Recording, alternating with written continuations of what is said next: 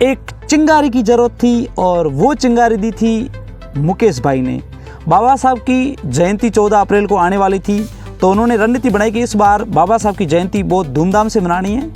लोगों को इकट्ठा करने के लिए मैसेज भी किए और हम वहाँ गए भी थे और इकट्ठे होकर के हमने एक रणनीति बनाई कि भाई इस बार बाबा साहब की जयंती बहुत शानदार तरीके से मनानी है। तो मनाने के लिए सबसे पहले बाबा साहब के नाम से ही अम्बेडकर भवन बना हुआ है, उसकी साफ़ सफाई कराना हमने शुरू करवा दिया था। तो जितने भी भाई लोग थे, जो भी सहायता करने वाले थे, वो सारे दोस्त लोग आ गए थे और लग गए थे बाबा साहब के जो नाम से बना हुआ ये जो अम्बेडकर भवन है, इसके अंदर की जो साफ़ सफाई, जो धूल है, अंदर जो गंदा हो रखा था, उसको साफ़ करने के लिए सारे दोस्त लोग वो आ गए थे और सभी ने मिल करके सहयोग करके इस भवन के आगे के परिसर को एकदम शानदार बनाया। उसके बाद इन्होंने एक प्लान बनाया था सभी दोस्तों ने कि भाई इस बार जैसे किसी की शादी पर हम निमंत्रण पत्र देते हैं, वैसे ही चावल को पीले चावल बना करके उसे गांव वाले लोगों को देंगे और निमंत्रण पत्र के रूप में देंगे, ताकि वो सारे यहाँ पर आए और हमारे जो बाबा साहब के नाम से जो अम्बेडकर जयंती मनाने जा रहे हैं उसको महारैली के रूप में कन्वर्ट करके एक शानदार भव्य रूप में मनाएंगे।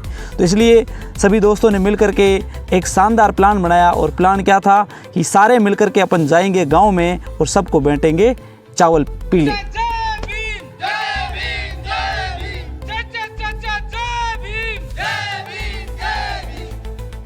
फिर क्या था, हम सब निकल गए। दोस्तों ने प्लान बनाया था भाई एक लाइन से शुरू होंगे, सारे एक साथ चलेंगे और सारे एक साथ चलेंगे तो एक अलग छवि बनेगी। तो हम घरों घर गए, जो भी माताएं, जो भी बुजुर्ग महिलाएं जो भी हमें मिली, उन सब के पास गए और जा कर के उन्हें एक ही बात कही कि आप सबको आना है, परिवार वालों को लाना है और साथ में आपके घर में जो भी व्हीकल हैं व्हीकल भी लाना है और खुद को भी आना है, पूरे परिवार को लाना है साथ में। रैली को भव्य बनाने के लिए हमने एक निर्णय ले लिया था कि भाई गांव में जा कर के घर घर जा कर के हमें ये काम करना है और ये सफल ज़रूर होगा। लोगों ने सराहना भी किए और लोगों ने कहा बहुत अच्छा काम है, हम आपके साथ हैं और हम आपका साथ देंगे। घरों घर हम गए और सामने वाले भी सारे खुश थे कि भाई पहली बार बाबा साहब के नाम से अम्बेडकर की जयंती मनाने जा रहे हैं और इस तरह से लहराया जाएगा अपने बाबा साहब का झंडा। फिर हम गए गांव में हमने बाबा साहब के नाम के जो कुछ पर्चे, कुछ बड़े बड़े पोस्टर है वो भी लगाए, कुछ मालाएं भी लगाई। बच्चों ने भी काफ़ी हेल्प की थी इस कार्य में, इसलिए बच्चों के लिए कोल्ड ड्रिंक की व्यवस्था की गई वो भी। फिर नाइट को हमने झंडियों को पिरोया डंडे में।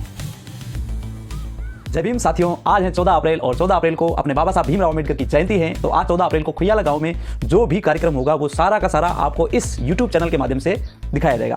आप बने रहना। जो भी चीज़ें हैं, हमारे गांव में पहली बार इस तरह से एक बड़ा सा भव्य कार्यक्रम हो रहा है। शानदार एक रैली निकलेगी और उसमें जो भी एक्टिविटी होगी और उसके बाद जो अम्बेडकर भवन बना है वहाँ पर जो कार्यक्रम होगा उसको भी अच्छी तरह से आपको दिखाया जाएगा। अंत तक जुड़े रहना और फिर बताना कि भाई हमारे गांव की जो रैली है, हमारे गांव का जो फंक्शन है, बाबा साहब अम्बेडकर की जो जयंती है, वो कार्यक्रम कैसा रहा। फिर मैं गया आदर्श विद्या मंदिर, भैया जी ने बुलाया था कि आप आओ और हम मिल करके बाबा साहब की जयंती मनाएंगे। फिर बाबा साहब का दीप प्रज्वलित किया। बहुत अच्छा लगा कि स्कूल की छुट्टी होने के बावजूद भी भैया जी ने मिल करके आदर्श विद्या मंदिर में बाबा साहब की जयंती मनाई, बहुत शानदार तरीके से, बहुत अच्छा लगा। अब मैं आपको ले चलूँगा अपनी कोचिंग, बाबा साहब कोचिंग सेंटर। बाबा साहब के नाम पर ही इस कोचिंग का नाम हमने रखा है और आज उनकी जयंती है, तो जयंती के उपलक्ष्य में हमने अपनी कोचिंग में भी छोटा सा कार्यक्रम रखा है। तो वहाँ के भी आपको मैं दर्शन करूँगा और उसके बाद महा कार्यक्रम है जो अपने गाँव की रैली है, बड़ा सा फंक्शन है, वो भी दिखाऊंगा। पहले अपन चलते हैं अपनी कोचिंग और वहाँ की थोड़ी बहुत एक्टिविटी हम जो करेंगे, फंक्शन जो उत्सव के रूप में मनाएंगे, भीमराव अम्बेडकर की जयंती है, जिसके उपलक्ष्य में हमने छोटा सा उत्सव रखा। उत्सव मतलब कार्यक्रम रखा है। वैसे अपन इसको उत्सव के रूप में भी मना सकते हैं। जैसे अपन जयंती मनाते हैं, जयंती मतलब जन्मदिन, तो जन्मदिन आप भी अपने घर में किसी बड़े या छोटे बच्चे का जन्मदिन मनाते कितनी हंसी खुशी से मनाते हो। वैसे हर साल बाबा साहब का भी जन्मदिन मनाया जाता है। लगभग किताबी भाषाओं में आप सबने पढ़ रखा है, थोड़ा थोड़ा जो सामान्य ज्ञान है बाबा साहब के बारे में आप सबने पढ़ रखा है। बाबा साहब का जीवन परिचय पढ़ा होगा, उनके संघर्ष आपने सुने या पढ़े होंगे, कहीं से कोई किताबों में, कहीं कोई रील में, कहीं देखे जरूर होंगे। तो उन्हें बाबा साहब के संघर्ष के कारण आज हम एक मंच पर एक जगह बैठ करके यहाँ पर अध्ययन कर रहे हैं। प्राचीन काल के उस समय की जो कृष्टियाँ थी उसके अकॉर्डिंग वैसे संघर्ष करके यहाँ पहुंचे और उनकी बदौलत आज हम यहाँ पर समानता के रूप में आप एक जगह बैठ करके पढ़ रहे हो। जैसे बात करें ना बाबा साहब की, एक नाम अलग है, एक पहचान, एक चमक अलग है। तो उन्हीं की जयंती आज हम मनाने जा रहे हैं। सबसे पहले अपन दीप प्रज्वलित करेंगे, क्योंकि किसी महान पुरुष के अगर याद करना है, उसे याद करना है, तो उन्हें याद करने के लिए कुछ ऐसी चीजें होती हैं जो हमें प्रेरणा देती हैं। जैसे अगर उनकी तस्वीर सामने होती है तो हमारा भी माइंड उसी अकॉर्डिंग सोचने लगता है। जैसे अपन कोई चीजें देखते हैं ना तो हमारा थिंकिंग, हमारा दिमाग उसी अकॉर्डिंग सोचने लगता है। सबसे पहले अपन दीप प्रज्वलित करेंगे।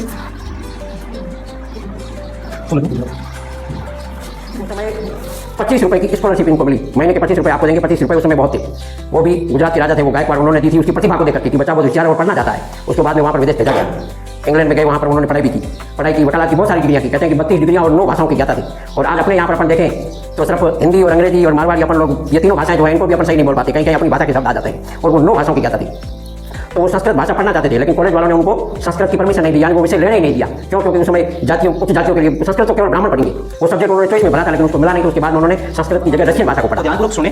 जैसे बात करें बाबा साहब के बारे में, बाबा साहब जैसे विद्रोह भैया जी ने कुछ बताया, लगभग ऊपर ऊपर की सारी कहानियां बताई थी। जैसे बात करें तो बाबा साहब भीमराव अम्बेडकर जब भारत में, कहने का मतलब संविधान सभा की स्थापना हुई, और संविधान सभा की स्थापना हुई तो राजस्थान, भारत के जितने भी राज्य हैं और जितने भी राज्यों में जो भी सदस्य चुने जाएंगे, जो अपने जो संविधान सभा के सदस्य बनेंगे, उसमें एक बाबा साहब भी थे। और बाबा साहब ने कहा कि मैं भी लड़ूंगा और मैं भी चुनाव जीत करके इस संविधान सभा में हिस्सा लूंगा और संविधान लिखने में अपनी भूमिका निभाऊंगा। लेकिन जब वो मुंबई से खड़े होते हैं, तो मुंबई खड़े होने के दौरान वहां पर जाति के जितने भी लोग हैं, कांग्रेसी जितने भी समुदाय के लोग हैं, उन सब ने मिलकर के एक ही प्रण धारण किया कि हम जैसे तैसे करके बाबा साहब को यहां से जीतने नहीं देंगे, यानी मुंबई की सीट से बाबा साहब को जीतने नहीं देंगे। और वो हुआ, बाबा साहब वहां से खड़े हुए, वो हार गए। चुनाव होते हैं ना, वो चरणों में होते हैं। तो पहले चरण का चुनाव मुंबई में हुआ और वहां पर वो हार गए। फिर दूसरे चरण में जो चुनाव हुआ वो बंगाल से, पश्चिम बंगाल और एक पूर्वी बंगाल। तो पहले था बांग्लादेश, तो बांग्लादेश भारत में पाकिस्तान का हिस्सा बना, वर्तमान बांग्लादेश, उसमें वो बांग्लादेश नहीं था, वो बंगाल था। तो बंगाल तो मुस्लिम क्षेत्र का जो था, पूर्वी बंगाल था, उस पूर्वी बंगाल के अंदर वहां पर वो सीट थी, वहां से बाबा साहब खड़े हुए। और वहां पर जो खड़े हुए, वहां पर सब मुस्लिम समुदाय के लोग थे, और वहां से वो जीत के आए। अब जीत के आए, जैसे ही जीते कुछ समय के बाद 15 अगस्त 1947 को भारत को आजादी मिली, उससे एक दिन पहले पाकिस्तान को आजादी मिली। पाकिस्तान को आजादी मिली तो जो बंगाल था वो बांग्लादेश बन गया, पूरी बंगाल तो पाकिस्तान का हिस्सा बन गया। अब बाबा साहब तो भारत के थे, अब वो भारत में रहना चाहेंगे, लेकिन वो जो क्षेत्र था जहां पर मुस्लिम कम्युनिटी थी वो तो उसमें चली गई। अब वो तो सीट है ही नहीं, अब वो कैसे रहे? संविधान सभा के सदस्य रहे कैसे? अब जब संविधान निर्माण कार्य प्रारंभ हुआ तो उस समय जितने बड़े बड़े नेता थे उन्होंने कहा कि भाई संविधान अगर लिखना है तो बाबा साहब के बिना कोई नहीं लिख सकता, अगर वो यहाँ नहीं रहेंगे तो संविधान नहीं लिखा जाएगा। तो ये बात करें, फिर जैसे बात करें उस समय संविधान सभा के जो अध्यक्ष थे, आपको पता है भारत के पहले राष्ट्रपति कौन थे?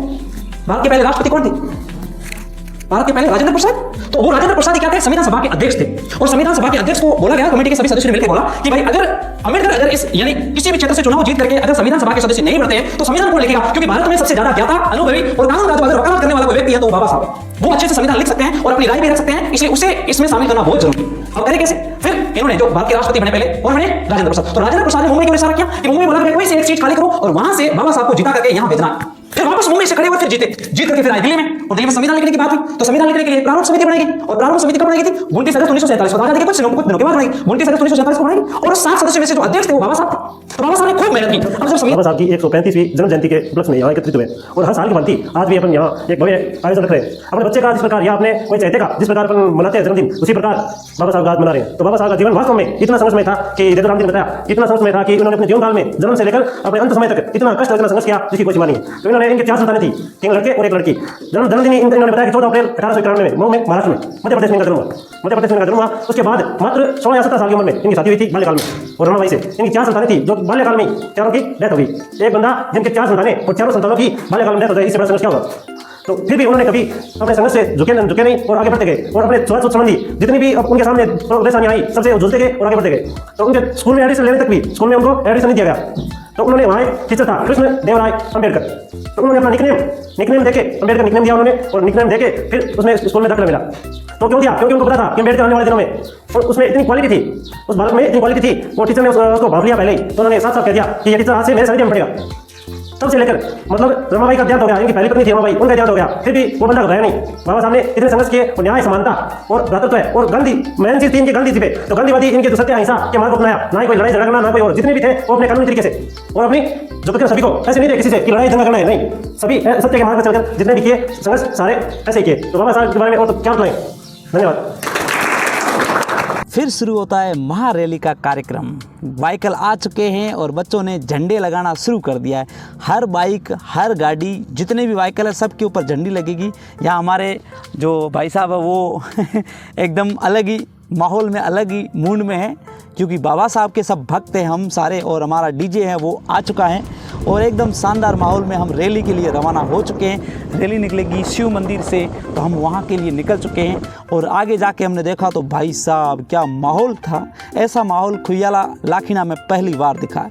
इतनी सारी गांव की जितनी भी व्हीकल है वो सारे के सारे यहाँ पर इकट्ठे हो गए, सब एकदम नीले झंडे में। कितना शानदार माहौल लग रहा है, सच्ची में मज़ा आ गया। और ऐसा जोश लाखीना के वासियों में पहली बार दिखा है। अगर ये एकता हमेशा रहे तो भाई साहब आने वाले टाइम में खुयाला की छाप राजस्थान में ही अलग दिखेगी, केवल जैसलमेर की नहीं, राजस्थान में भी अलग दिखेगी। कितना शानदार, एकदम अनुशासन रूप से जितने भी व्हीकल है सारे अपने घर के सारे व्हीकल लेके आए, और साथ में झंडी लगी हुई बाबा साहब की नीली झंडी। कितनी शानदार लग रहा है। वास्तव में माहौल देखा जाए, ऐसा शानदार माहौल आज लाखीना में पहली बार दिखा है। सारे खुश थे कि हमारे गांव में इस तरह से बाबा साहब की जयंती मनाई जा रही है, और ऐसी जयंती जिसमें जितने भी, चाहे ट्रैक्टर हो, गाड़ी हो, मोटरसाइकिल हो, सारे के सारे व्हीकल लेके लोग तपती धूप में 4 बजे आ गए थे।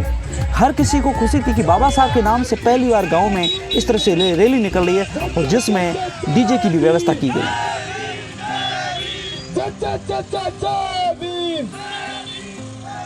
फिर शुरू होती है हमारी महारैली। सबके चेहरे की चमक, खुशी, अलग ही नज़ारा दिख रहा है कि सब एकजुट होकर के हम एक हैं, हम संघर्ष करेंगे, हम शिक्षित होकर के अपने लाखिना के जो आने वाली युवा पीढ़ी को मजबूत करेंगे, ये सब के दिमाग में और जहन में है।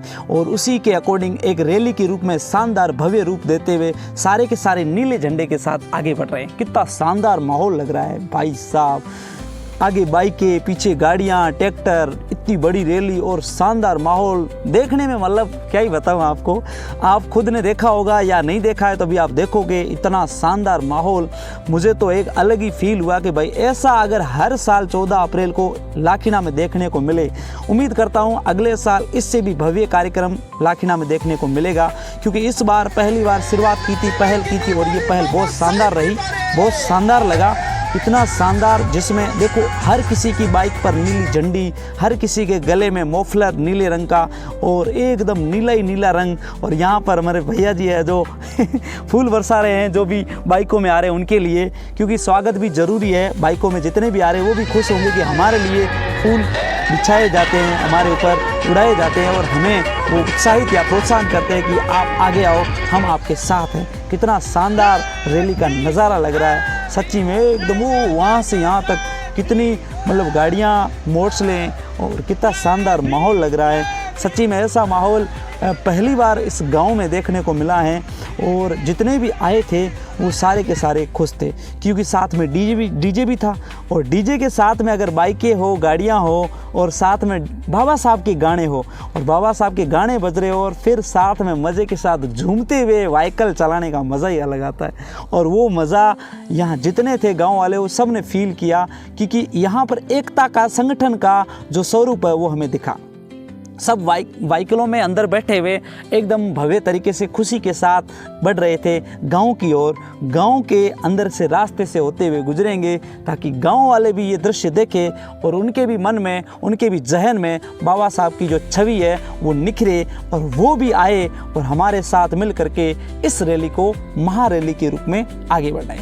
तो जितने भी व्हीकल थे, ऐसे तो खूब सारे व्हीकल जो बाहर भी थे वो बेचारे नहीं पहुंच पाए, लेकिन जो भी व्हीकल गांव में थे तो हमारे जो भी सहपाठी जो साथ में थे, कहने का मतलब जो बाबा साहब की जयंती मनाने के लिए जो सहयोगी थे, उन सब ने फ़ोन किए थे सारे गांव वालों को जिनके पास व्हीकल थे और ये गांव वाले सारे के सारे आ गए थे। उन्होंने बखूबी सहायता की, सहयोग दिया और सारे के सारे खुशी के साथ अपने व्हीकल लेकर के आए थे। कितना शानदार भव्य माहौल लग रहा है सच्ची में। ऐसा माहौल उम्मीद करते हैं कि अगले साल इससे भी भव्य माहौल देखने को मिलेगा। और अगर आपको अच्छा लग रहा है तो कमेंट करके ज़रूर बताना कि अगले वाला जो बाबा साहब की 14 अप्रैल की जयंती होगी वो इससे भी शानदार और भव्य रूप में होगी। ऐसे अपन उम्मीद करेंगे नहीं, पक्की बात करेंगे और वो आप सब साथ भी होंगे उस बाबा साहब की जयंती के रूप में। और बात करें, एक तो बात मुझे बहुत शानदार लगी कि इस मौके पर सबके चेहरे पर मुझे स्माइल दिखी। जितनी भी गाड़ियाँ थी, जितने भी लोग थे, इतने खुश थे। ऐसा माहौल हमने कभी भी पहले कभी नहीं देखा था। क्योंकि गांव में राजनीति होती तो राजनीति में गुट बनते और यहाँ कोई गुट नहीं था। जितने भी समुदाय, जितने भी राजनीति दलों के लोग वो सारे एकजुट थे, क्योंकि बाबा साहब का नाम आ गया तो अब यहाँ कोई राजनीति नहीं है। चाहे पैसे वाले हो, गरीब हो, जितने भी अनपढ़ हो, शिक्षित हो, सारे के सारे एकजुट हो गए थे। क्योंकि इस बार की जो ये रैली है इससे भव्य रूप देना है। जैसलमेर में जितने भी गांव के रैलियां होती है उनमें लाखिना की रैली एक अलग छवि, एक अलग छाप के रूप में आगे आए, इसलिए सब ने ये सहयोग किया। जो भी व्हीकल थे वो बेचारे अपने घर से लेके आए इतनी कड़ी धूप में और सारे एकजुट होकर के फिर गाँव में फूल भी दिए गए थे कि भाई आप जब रैली आए तो फूल बरसाना। और ये रूप देखा तो भाई साहब मुझे बहुत अच्छा लगा, क्योंकि जब फूल बरसाए जाते, फूल किसके ऊपर बरसाए जाते हैं? जो अच्छा काम करते हैं। और यहाँ पर एक बाबा साहब की भव्य रैली निकल रही है और रैली के ऊपर अगर फूल बरसाएंगे तो जो भी रैलियों में गुजर रहे हैं अपने जो सहयोगी, वो कितने खुश होंगे कि हमारे ऊपर भी फूल बरसाए जा रहे हैं। तो मतलब बहुत शानदार नज़ारा था, देखने लायक नज़ारा था। और ऐसे ही उम्मीद करेंगे कि आने वाली हर साल की 14 अप्रैल की जयंती को इसी रूप में, भव्य रूप में मनाई जाए। वैसे देखा जाए तो रैली में ज़्यादातर बाइकें थी और बाइकों में कहने का मतलब सब यही इसी होड़ में था कि मैं डीजे के जस्ट पीछे रहूँगा, क्योंकि उनको जो बाबा साहब की जो धुन है, आवाज़ है, उसको तेज ध्वनि के रूप में सुनना है, बड़े मज़े के साथ, चाव के साथ सुनना है। तो इसलिए सब होड़ में थे कि मैं पहले जाऊँ, मैं पहले जाऊँ और सब खुश थे। कहने का मतलब जोश जोश में नारे निकल रहे थे और सब खुश थे। लेकिन बाइकों वाले परेशान थे कि चला चला के ब्रेक लगा लगा के सब दुखी हो गए। ज़्यादातर तो बाइकें रोक करके पैदल चलना शुरू कर दिया है। उन्होंने देख लिया है कि भाई बाइक से अच्छा है पैदल चलना, पैदल के जो मज़े हैं वो बाइक में नहीं आ रहे हैं। और बाकी वाले ज़्यादातर बच्चे वो गाड़ियों के पीछे खड़े हो गए हैं, क्योंकि पीछे का जो गाड़ियों के पीछे खड़े होकर के जो नज़ारा देखने में आता है वो अच्छा लगता है। इसलिए ज़्यादातर गाड़ियों में ऊपर बैठ करके जो नज़ारा है उसको देख रहे हैं और एंजॉय के साथ, लुत्फ़ के साथ अपना जो नारे हैं वो भी निकाल रहे हैं और मज़े के साथ अपना जो सफ़र है वो निकाल रहे हैं। अब ये इनखियावास से होती हुई रैली अब मेन जो मार्केट है बाबा साहब का, जहाँ अपने जो हॉल बना हुआ है वहाँ पर रैली आगे की ओर बढ़ रही है। वैसे देखा जाए तो गांव की महिलाओं ने जिनको फूल दिए गए थे कि आप जब रैली आओ तो उनके ऊपर बरसाना, तो बखूबी सभी महिलाओं ने सहयोग दिया, क्योंकि उन्हें भी पता है कि बाबा साहब वो व्यक्ति है जिनकी वजह से आज हमें यह अधिकार मिला है कि हम इस तरह से घूंघट खोल करके अपने जो परिवार वालों के ऊपर फूल बरसा सकते हैं, हम भी सहयोग कर सकते हैं। और शिक्षित जो भी अपने जो गाँव के युवा जो बेरोज़गार हो या शिक्षित जो जॉब वाले हो, नौकरी वाले हो, वो सारे के सारे इस रैली में एकदम भव्य रूप से आगे आए, सहयोग दिया। कितना शानदार नज़ारा था, सारे के सारे एकदम अलग स्माइल जो चमक के साथ, खुशी के साथ आगे बढ़ रहे थे। मुझे तो भाई बहुत मज़ा आया। और जो देख रहे हैं, क्या आप भी थे इस रैली में? क्या आपको भी मज़ा आया और आनंद आया, मज़ा आया? तो कमेंट करके ज़रूर बताना। तो मैंने सोचा क्यों ना इस रैली को ऊपर से देखा जाए, ऊपर से ये भव्य रूप कैसा दिखता है। तो भाई साहब देखा नज़ारा तो बहुत शानदार नज़ारा दिखा, क्योंकि यहाँ से जो भी लोग थे एकदम खुशी के साथ देख रहे थे इस दृश्य को, और मैं भी इस दृश्य को एकदम मोबाइल के कैमरे में कैच कर रहा था, ताकि आने वाली पीढ़ी, आने वाले जो बच्चे हमारे गांव की जो पहली रैली है उसको देखें और अपने जहन में उतारे कि आने वाले समय में हम भी इससे भी भव्य और महा एक रैली का आयोजन हर साल करेंगे। इस तरह से देखो बच्चे जो कितनी उमंग होती है बच्चों में जो जोश होता है, ये युवाओं से ही सीखते हैं। बच्चे जो होते हैं ना, युवाओं से सीखते हैं। जैसा गांव का माहौल वैसे बच्चे हो जाते हैं। अगर बच्चों को शिक्षा दे करके अम्बेडकर की जो धारणा के अकॉर्डिंग अगर उनको ले जाया जाए तो बच्चे भी उसी रास्ते में चलेंगे। और जितने भी गाड़ियों में बैठे हुए लोग थे बहुत ज़्यादा खुश थे, और इनकी खुशी को देख करके मैं भी बहुत ज़्यादा खुश था कि अपने गाँव में इस तरह से शानदार एक महा रैली का आयोजन किया गया। और ये रैली कोई एक छोटी रैली नहीं है। इस रैली को यादगार बनाने के लिए ही मैंने ये थोड़ी सी रिकॉर्डिंग की है, ताकि जब भी ये वीडियो आपके सामने आए और उसे देख करके आप महसूस करें कि अगले साल इससे भी महा रैली होगी। अगर आप इस वीडियो में इसमें नहीं दिखे, इसका मतलब आप रैली में नहीं आए हो। अगली रैली में आपको मौजूद होना है अपने व्हीकल, अपने जो भी परिवार वाले सदस्य हैं उनके साथ। इस रैली को आने वाले समय में और भव्य रूप देंगे, क्योंकि जो गांव में व्हीकल थे, जो भी जिसके पास जो क्षमता के अकॉर्डिंग जो भी व्हीकल थे, वो सारे लेके आए और खुशी के साथ लाए। ऐसा नहीं कि मैं नहीं लाऊंगा, यहाँ पर मैं तू कुछ नहीं है, सभी आए। और पीछे देखो कितनी जो महिला है, महिला भी खुशी के साथ इस समारोह में भाग लेने के लिए आई। पहली बार चयन या जब भी होता है तो सबसे पहले भुइयाला गांव का नाम सबसे पहले आता है। शिक्षा की देन है। बाबा साहब ने कहा है कि शिक्षा वह शहरनी का दूध है, जो पिएगा वो दहाड़ेगा। उन बालकों को सबसे पहले शिक्षा की ओर अग्रसर करें, शिक्षित बनाने के लिए प्रेरित करें। ये कभी भी पीछे न हटाएं। ये सब शिक्षा का ही है, और ये शिक्षा का अधिकार हमें दिया है। आदि के दिन जन्मे महान व्यक्तित्व के धनी, पूरे विश्व में महान शख्सियत, जो आज हम भारत ही नहीं पूरा उनकी तस्वीर आज भी लगी हुई है। तो उन्हीं शख्सियत की बदौलत आज हम यहाँ हैं। तालियां बजा करके स्वागत करें। क्षेत्र में उन्होंने 32 डिग्रियां हासिल की है, जो हम सब में शायद जो छुआछूत पहले भी थी, उन छुआछूत का दाग जो हमारे ऊपर सबसे ज्यादा था, उसको मिटाने के लिए अपना पूरा जीवन त्याग दिया। और आज हमें इस मंच पर बिठाने लायक छोड़ा है। अब मैं सभी से धीरे धीरे निवेदन करूंगा, माताएं बहनें आगे आकर के बाबा साहब भीमराव जी के आगे पुष्प अर्पित करें, श्रद्धा सुमन एक एक।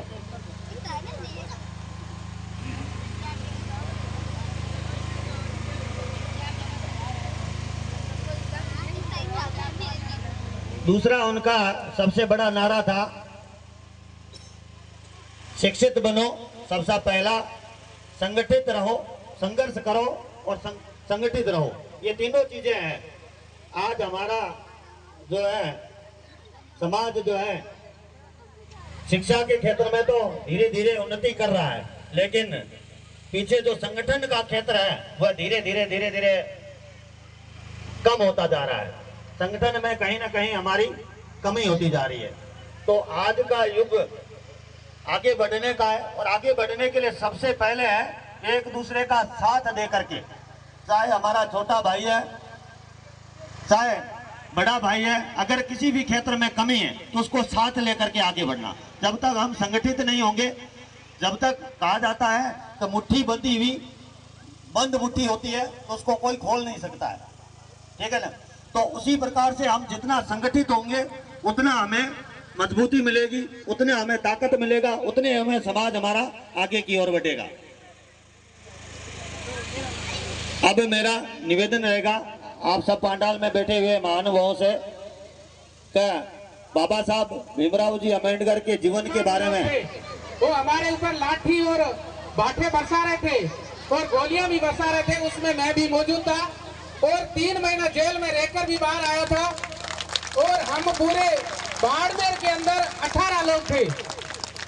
तो ये हमारा संघर्ष नहीं, मैं नहीं कहता हूं कि मैंने संघर्ष किया है, मैं उस महान शख्सियत को सैल्यूट करता हूं कि हमें उन गुलामों के जंजीर से बाहर निकालकर एक अच्छी सूट बोर्ड आलीशान जिंदगी हमें दी है। मैं उसकी जयंती पर कोटि कोटि नमन करता हूं, वंदन करता हूं। आज पहले एक मनुस्मृति लागू थी और उस मनुस्मृति में आपकी स्थिति क्या थी बताया आपको। उस समय वर्ण व्यवस्था थी और वर्ण व्यवस्था में 4 वर्ण हुआ करते थे। सबसे पहले हुआ करते थे ब्राह्मण, फिर हुए क्षत्रिय, फिर शूद्र और फिर समाज का ये महान शख्स था, एकमात्र ऐसा शख्स जिन्होंने आज हमें यहाँ बैठने, बोलने और अधिक से अधिक अधिकार दिए हैं। देखो अभी प्रदीप ने बोला था कुछ के निकलो बाहर मकान, भी ऐसे गांव है, उस गांव में ऐसे लोग हैं पूरी तरह से बाहर नहीं, कुछ न कुछ पढ़ लीजिए, इससे भी बढ़ चढ़ कर आगे आप मनाएं। आज निकलो बाहर मकानों से, निकलो बाहर मकानों से। जंजीरों से निकलने के लिए उन्होंने बहुत संघर्ष किया। ये अपने माता पिता की कपड़े पहनने की आज़ादी, ये सब हमें डॉक्टर भीमराव अम्बेडकर की देन है। इस महापुरुष को हमें इसकी जयंती हो, चाहे जन्मदिन, चाहे परिनिर्वाण दिवस हो, इन सबको उनके आदर्श को भूलना नहीं चाहिए। उनके जीवन में जीते जी काम कर गया तो उसका जीवन सफल हो गया।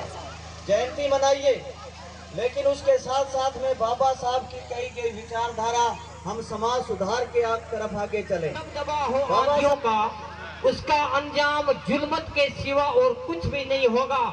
ये दुनिया नफरतों के आखिरी स्टेज पर पहुंच चुकी है, इनका इलाज मोहब्बत के सिवा और कुछ भी नहीं होगा। मुझे जो ये अभिव्यक्ति की स्वतंत्रता, बोलने का अधिकार जो मिल रहा है, मैं शुक्रगुजार हूँ डॉक्टर भीमराव अम्बेडकर जी का जो आज मुझे बोलने का अधिकार दिया। मेरे साथियों, मैं तो आपसे इतना ही निवेदन करना चाहूंगा कि कुछ लोग होते हैं जो डॉक्टर भीमराव अम्बेडकर जी की गले में माला तो पहना देते हैं, लेकिन उनके विचारों पर ताला लगा देते हैं। ऐसा नहीं होना चाहिए मेरे साथियों।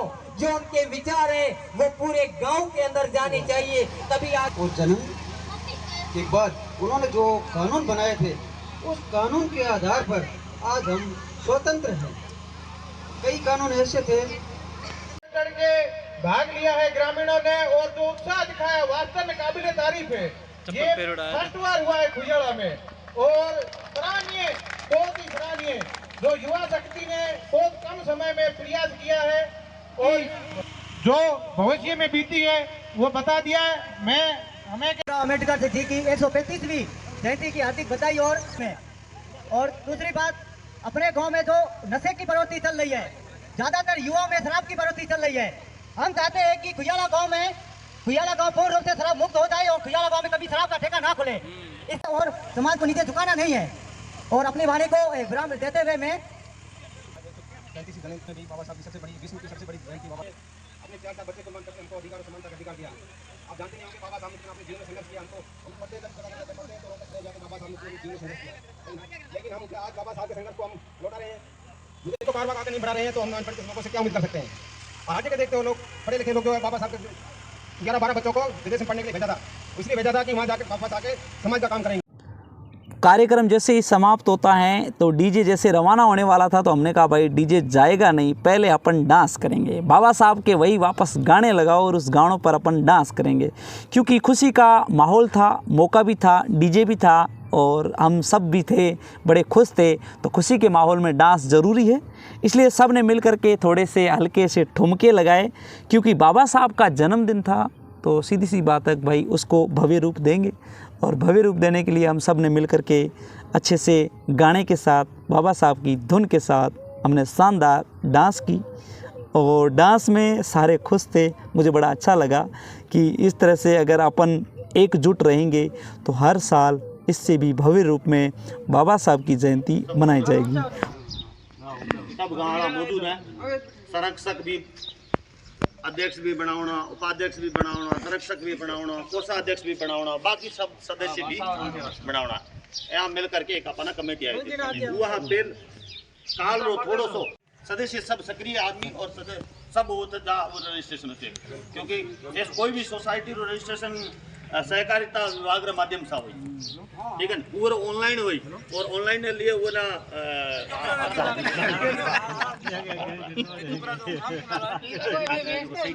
पद के लिए श्रीमान अशोक कुमार जी बैठे थे, सचिव पद के लिए श्री हीराराम सोलंकी पत्रकार साहब, सह सचिव श्री मोहनलाल सोलंकी युवा नेता, कोषाध्यक्ष श्री मनोहर लाल सोलंकी,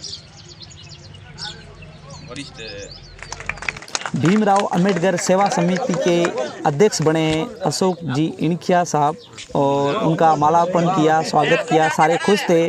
और फिर हमारे उपाध्यक्ष जो बने हैं दादूराम जी, उनका भी स्वागत किया, उन्हें भी माला पहनाई गई। इस तरह से जो भी हमारे कमेटी के सदस्य बने हैं, जैसे कोषाध्यक्ष है, सचिव है, उप सचिव है, जितने भी मेंबर बने उन सब का स्वागत किया गया। बहुत शानदार नज़ारा था, सारे खुश थे कि अपने खुयाला गांव में पहली बार ऐसी कमेटी बनी है, शिक्षित कमेटी, जो हमारे गांव के नक्शे को ही अलग रूप देगी। और बाबा साहब की जयंती अगले साल अच्छी धूमधाम से मनाई जाए, इसलिए इस कमेटी का निर्माण किया गया, इसलिए सारे के सारे खुश थे।